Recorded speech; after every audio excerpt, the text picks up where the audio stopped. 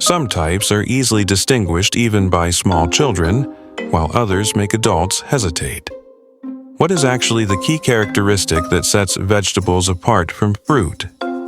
Some will tell you that the crucial factor is sugar content. Fruit contains a large amount of simple sugars, while vegetables are richer in insoluble fiber. However, this is not always the case. For example, tomatoes often have more sugar than oranges. According to the most common rule, fruits are considered the products of perennial plants, while vegetables belong to annual and biennial plants. With vegetables, we often consume the whole plant or its parts, while with fruit, we truly only consume the fruits. Fruit can thus be perceived as any fruit in general, and compared to vegetables, it is a completely different botanical category. However, there still remain several uncertainties.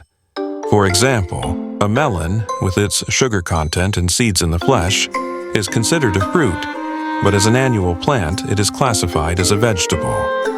So sometimes it's more about agreement.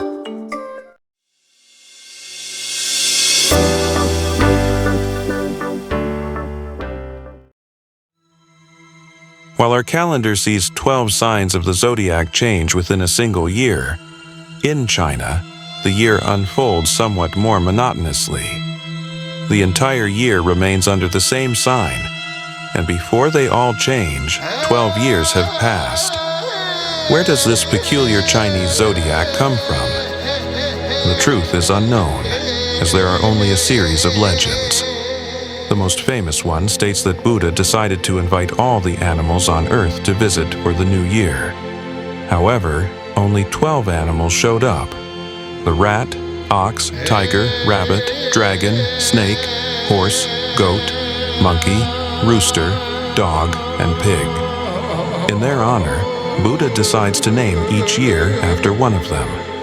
Each animal has its year of rule, according to the order in which they arrived. Another legend tells of the Nephrite Emperor, the ruler of heaven, who is searching for the 12 guardians of his palace.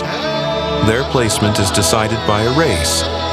The rat wins the race with its cunning, and thus, the Chinese horoscope begins with it. According to another version, during the race, the rat pushes the cat into the water, causing it to drown, and therefore, the cat is absent from the Chinese zodiac, despite being such a widespread animal in China. Historians suggest that this might be because the horoscope was established before cats arrived in China from India.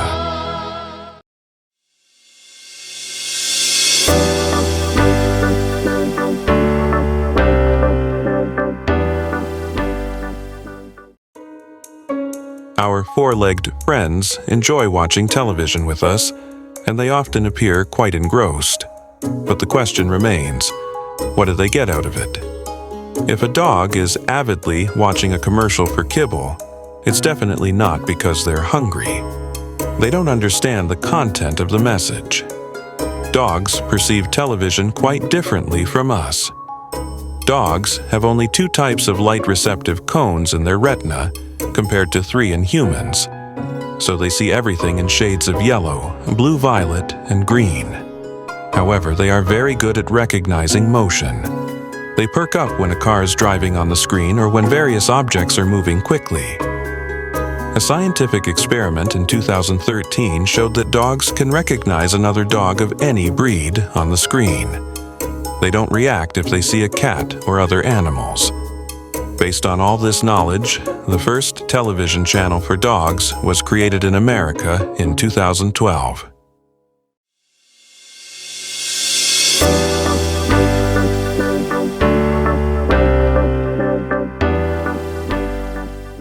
Since when do chefs wear tall hats? Today, many chefs skip wearing headgear, but when we think of a chef's hat, we imagine the proper one, tall and impressive. Who invented this impractical accessory? Epoch answers. The story goes that in 1727, English King George II found a hair in his soup. Every chef will prepare food wearing a hat, he decided. and the order gradually spread around the world. However, these first hats were more wide and flattened. The credit for the typical tall hat goes to Napoleon's personal chef, the Frenchman Marie-Antoine Carême. He was known not only for his skilled hands and amazing recipes, but also for his high self-esteem, which didn't quite match his small stature. To avoid seeming shorter than his subordinates, he placed his flattened chef's hat on a half-meter tall cylinder made of stiff paper. And anyone who wanted to appear just as important as him would do the same.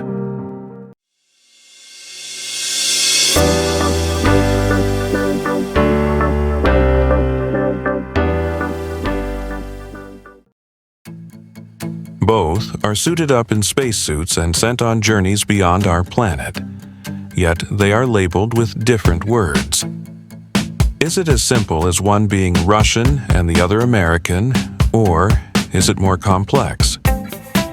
The word astronaut originated from the Greek astron, star, and nautis, a sailor. Cosmonaut, on the other hand, has the Greek word cosmos, space, in its first part. Literally, cosmonauts sail into space, while astronauts head towards the stars. From the beginning, those who undergo training in the Soviet Union or Russia become cosmonauts, while those in the USA become astronauts. Although most astronauts are of American nationality to this day, the term is also used for star sailors from Europe, Canada, or Japan. Cosmonauts have it easier. According to the requirements of the Russian Space Agency, they must be Russians. However, the differing terms also stem from context.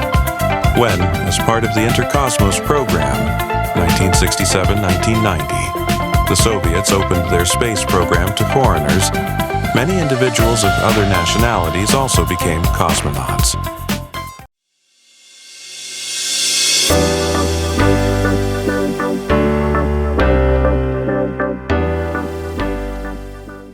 Why do wine bottles have a volume of 0.75 liters?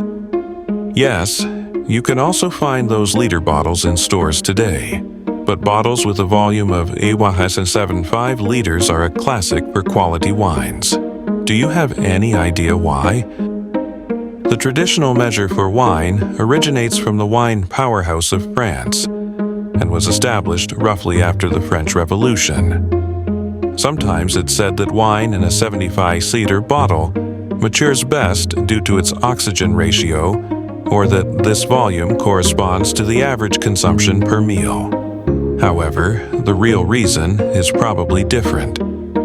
The biggest consumer of wines in the 19th century was Great Britain, where volumes were measured in imperial gallons. 1 gallon is roughly equivalent to 4.5 liters, thus 6 bottles, after which wine is still packaged in boxes today. That's why Bordeaux wine is also transported in barrels of 225 liters, which is exactly 50 gallons.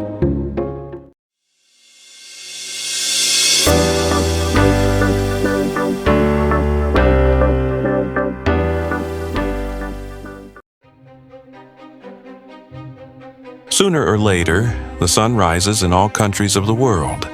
So, why is Japan called the land of the rising sun when it's not even the easternmost place on the planet?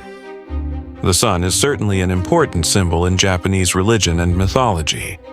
However, it probably has nothing to do with the name of the country. Apparently, the Chinese are responsible for that, as when they look eastward, their gaze falls where Japan lies. They start calling it Jipen Kuo, which literally means the land where the sun rises. The Japanese adopt the name, only translating it into Japanese, where words with the same meaning are combined as Nippon Koku or Nihon Koku. And why Japan? Because in Europe, it's precisely the Chinese Ji pen that reaches along with Portuguese traders returning from Asia. Hence, in Portuguese, it's Japão, in English, Japan, and similar forms can be found in most other languages.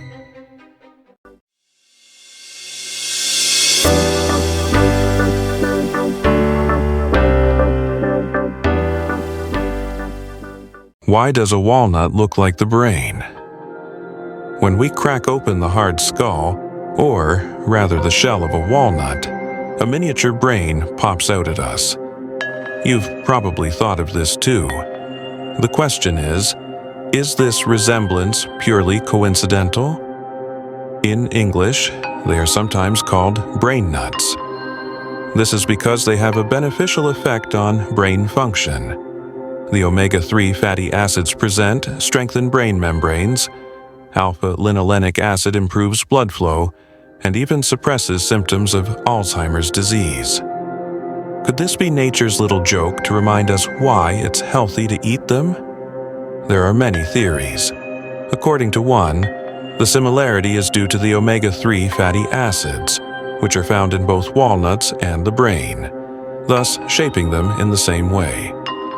Others note that both the brain and the walnut contain 60% fat. The structure with folds in both cases could be a way to maintain the largest possible surface area, or to efficiently and regularly fill a small space. The brain and the walnut, in short, may have encountered similar challenges and solved them in the same way.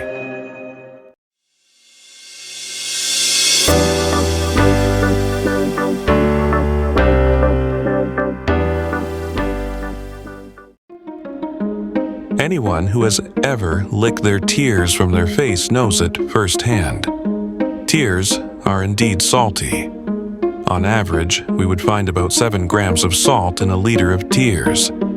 Where does it come from? Tears are formed from the fluid in our bodies, which is salty itself. It contains electrolytes or ions of tear salts, primarily sodium, potassium, calcium, or magnesium. All tears are salty, but not all equally so. Basal tears, which keep the eyes moist, or reflex tears, reacting to foreign objects or irritation, contain the most salt. Emotional tears have a slightly different composition. They mainly contain stress hormones, the release of which makes us feel better. The salt content in them is significantly lower.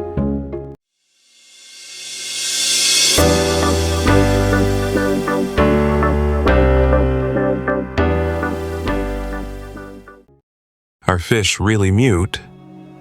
When someone stays silent, they're often described as being mute as a fish. But does that make sense? Do fish really not speak? Although we perceive them as quiet creatures, fish are not mute. They grunt, croak, sturgeon squeaks, and clownfish chirp like doors. Other sounds fish make occur when they are searching for a mate, fighting for food, or warning each other of danger. And how do they hear each other? With the help of their lateral line, inner ear, and more. Fish are definitely not mute. When a fish meets another fish, they normally greet each other and chat about life. And often, they are quite loud. The Australian mudfish even blows out gas from its swim bladder. Fish make and hear sounds across a much broader spectrum than humans. So, even if they weren't in water, we would often miss their fishy conversations.